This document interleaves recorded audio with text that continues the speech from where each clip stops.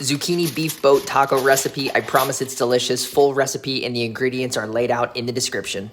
Cut the zucchini in half, scoop out your zucchini boats, and add the scooped zucchini to a bowl and mix with pepper and onions. Then boil the zucchini boats for 1 minute. Add the seasonings to a separate bowl. Cook your ground beef, and once it's cooked, add in the seasonings and a 1/4 cup water, peppers, onion, some tomato sauce. Cover and let simmer on low heat for 20 minutes.